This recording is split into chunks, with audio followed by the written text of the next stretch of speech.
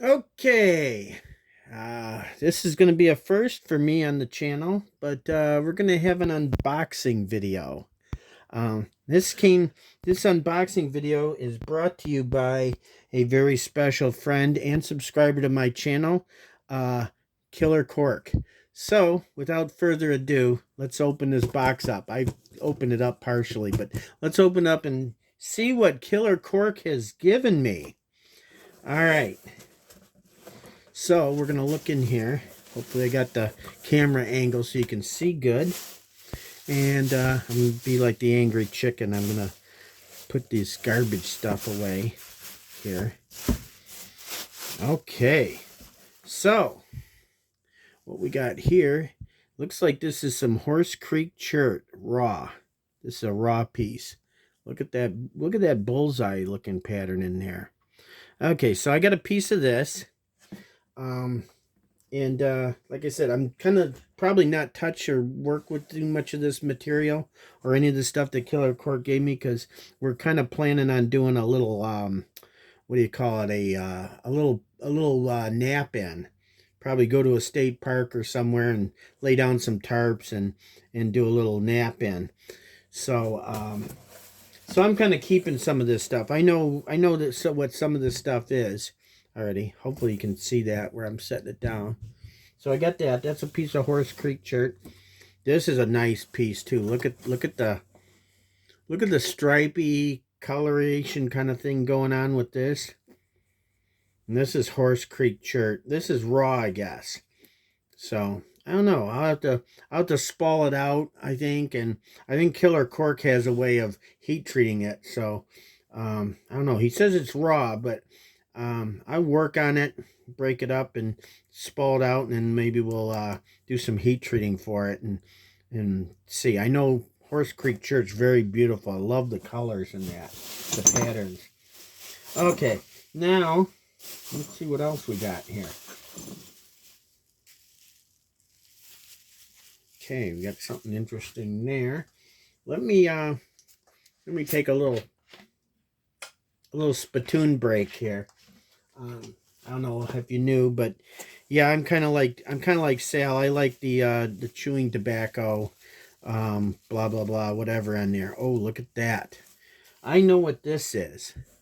This is a piece of looks like dacite. Nice looking spall. Look at that. It's got that weird lava rock kind of looking cortex on the outside, but that looks like a sweet piece of dacite. So that's a nice piece. We'll be working on that a little bit. I might mess around with some of these smaller pieces, like this little piece here. Here's another piece of that dacite, and that's a piece that I might actually be able to mess around with and make a little point before we do our before Killerkork and I do our little nap in session. So actually, that looks kind of interesting how that fractured. You see that how that's a rounded out. It's got like a rounded out edge there. It looks like it might have been struck from this platform here, and somehow it just went out like that, almost like a hinge fracture. I don't know what if anybody's ever come up with a term for that, but I have seen that before, where you drive a flake off and instead of it breaking and having a hinge, it'll have this rounded out part and it'll go and pop off of there. So the beautiful little piece of dacite there. I think I can probably manage to do something with that a little bit. And then, oh, this is a beautiful piece of dacite. Look at that. Just a little bit of cortex on. I can feel this. This is like razor sharp. If I put too much pressure on this would slice my finger right to the bone. This stuff is no joke. But yeah, this is beautiful stuff. Look at that. It's a little grainy, but I kind of like a little grainy. I think I've worked dacite once before, years ago. I mean, like I said, I haven't done any flint knapping in probably, oh, I want to say 10, maybe 15 years. Probably would be a real um, easy range of time It's been a long time. I used to, like I said, I used to have a friend, and him and I used to do traditional archery stuff up in Maple River State Park, up in mid Michigan, the middle of the Lower Peninsula. And we used to take a flat back canoe that had a little 2 horse or 4 horse motor on it, and we would dump the canoe in at one of the bridges. And the Maple River, it's a wide river, it's pretty big, and it runs through the state land. And we used to float down the Maple River and get back into some of those old floodplain thicket areas down there and do quite well on deer hunting, and get away from the average hunter that has to walk in on foot. So remember that.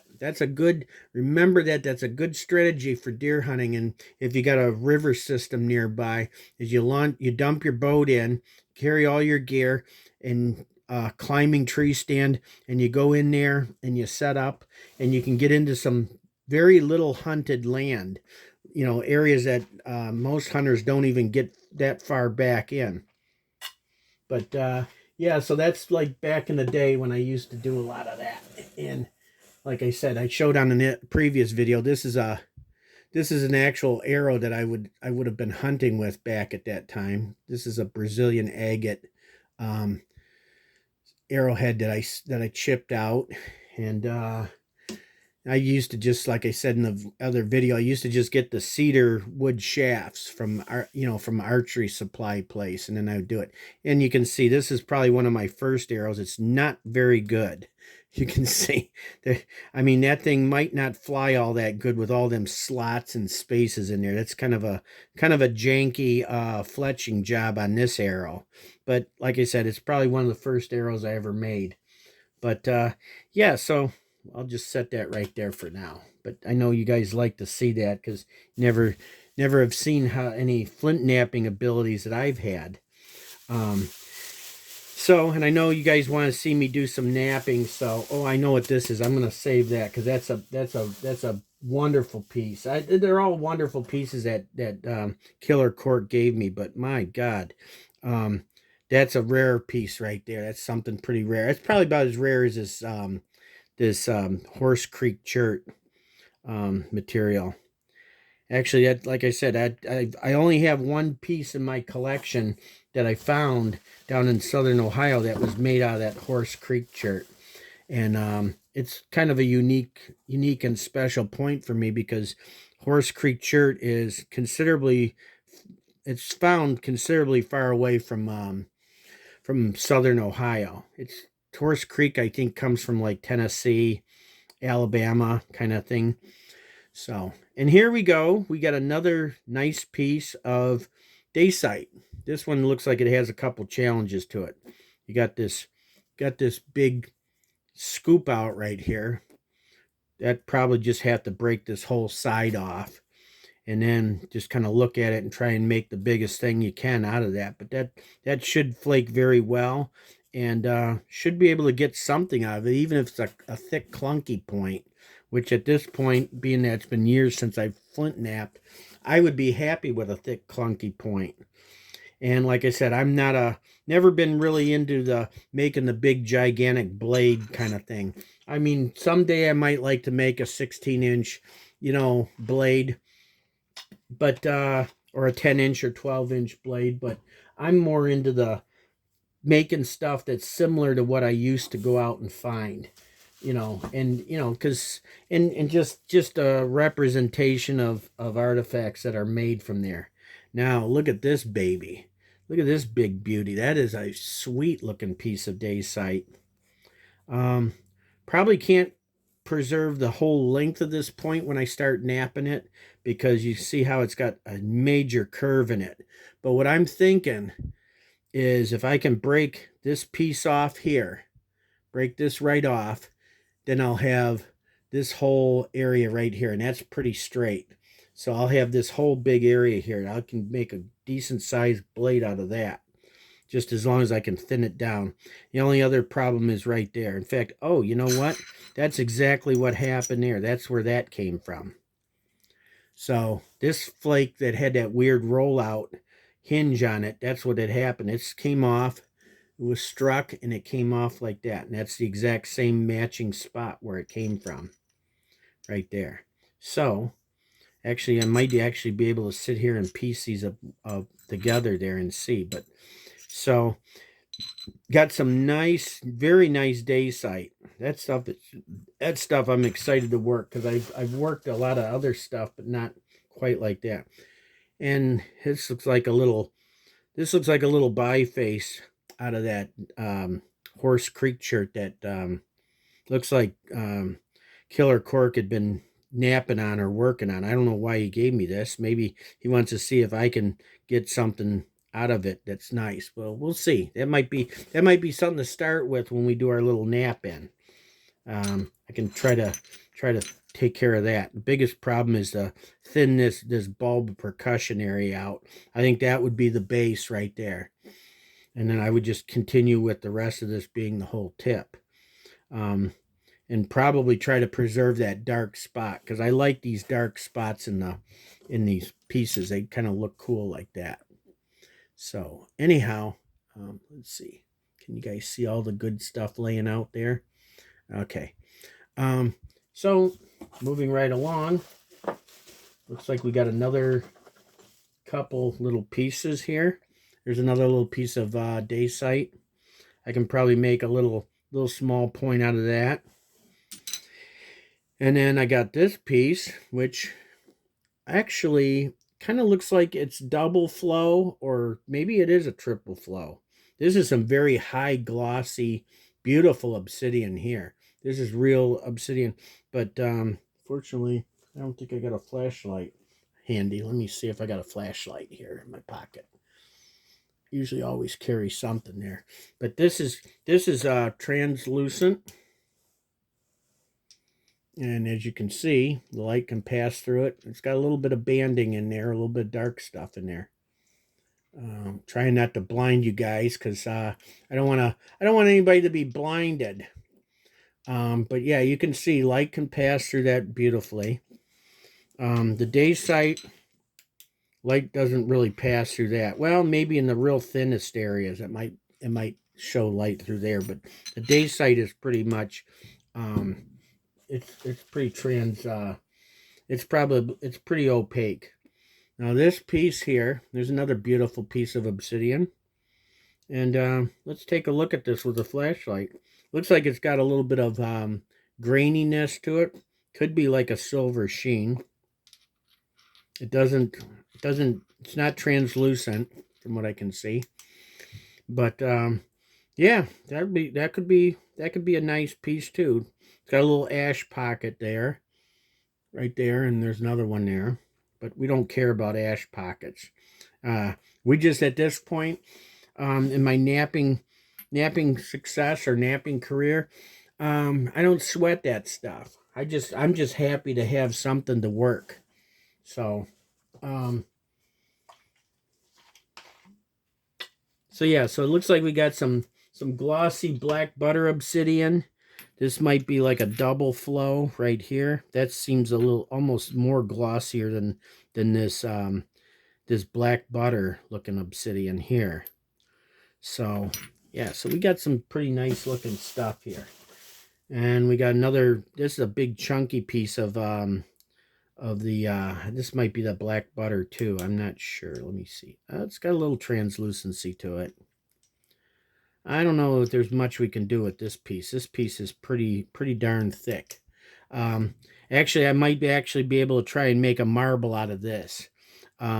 Keith Ricketts would love that if I could make a marble out of this, but that's about what I could do with that. Maybe I could make a little pyramid, flint knap a pyramid, run flakes across each of the faces, and then clean up the one side so it's flat, so it'll just sit there like a little pyramid. So anyways, got that. Let's see what else we got. Oh, look at that. Nice little sweet flake. Probably use that. That's a little piece of day sight. Can do something with that for sure. Let me double check these bags and stuff in here. And this is I'm scared to even try to nap this, because this is just beautiful looking piece here. Killerkork gave me this. This is a piece of black. I almost want to say that's a triple colored novaculite. It's got the black, the medium gray, and then the light gray. It's got a big flat surface. That might be a little challenging to try and thin net. I may try to strike this edge along here and try and run flakes down, maybe follow this ridge. Can probably prep a platform to strike right there, and maybe run something off of there, and hopefully take that ridge and that thickness out. But yeah, if I can get this thinned down, this could be a pretty sweet looking point. And it's the first time I've ever worked novaculite, so this is something I'm going to kind of hang on to until next time I see Killerkork and we do our nap in. And this looks like it's heat treated, which from what I understand, novaculite has to be heat treated. It just really improves the flaking quality of it. Okay, so, and then last but not least, I've got several pieces of this. I still got to work it down and make it smaller, but I've got some of this. It rings pretty good. This is, I would be wondering if you can guess, these are like slabs. So you work this just like a slab. But if you see, it's got that nice tan, glossy, almond glossy color to it. This is toilet porcelain. This is off of the lid of a toilet. Oftentimes when I'm driving around on garbage day in certain neighborhoods, somebody will be doing a bathroom remodel and they'll get rid of the old toilet. And I'd like to get like the side walls of the water tank of the toilet would be the ideal, because that's solid. Oops. That's solid porcelain, and it's flat like this. When you use a toilet porcelain, when you do the toilet porcelain lids and you break them up, they have ribbing in there. So you got to find the pieces that are fairly flat. Some of these I'll show you in another video. There'll be like ridges in here that they use to give it strength, to strengthen the porcelain. And we don't need that. We don't want that on there. If I can knock those higher ridges off, those ribs in there, if I can knock those away, then that's great. But otherwise, I just got to throw that away, because you probably can't nap it very good. This stuff doesn't nap all that great anyways. I mean, it's kind of a tough material to nap. Let's see. This is one of my boppers. This is a little, I think this is a 1/2-inch copper bopper, all filled with solid lead, sweated caps on there. And it's got, of course, the hockey tape on there. And anyways, let's see if we can take a flake off of this. There we go. Just had to hit the right angle. See, I took a nice good sized flake off of there. So it will flake. And get the conchoidal fracture. This is probably the worst stuff that you can nap. It's the toughest stuff, and it's probably what I'm going to try and start out with a little bit, just because I like a challenge. But anyways, got some toilet porcelain. And let me move this box out of the way so we can get like a good picture of everything. So we got our Horse Creek shirt. Beautiful looking stuff right there. Horse Creek shirt there. Turn that around so you can see all the good colors in it. Toilet porcelain, of course. Like I said, not a lot of people like to work this, but I've never tried it, but I'm going to try making some points out of that because it's interesting. Then we got looks like some black butter obsidian. Got some little flakes, crud flakes there from that porcelain. And yeah, lots of day sight. Lots of day sight material right here. That looks very good. I can probably make something of it. I would be surprised if I can't get at least a couple of decent points out of this stuff. So we got that, which I very much appreciate Killerkork, sharing some of his material with me. Like I said, I got to share some of those Brazilian agate slabs with him. Because like I said, I got like 12 or 14 of those slabs, and I don't think he's ever worked slabs before.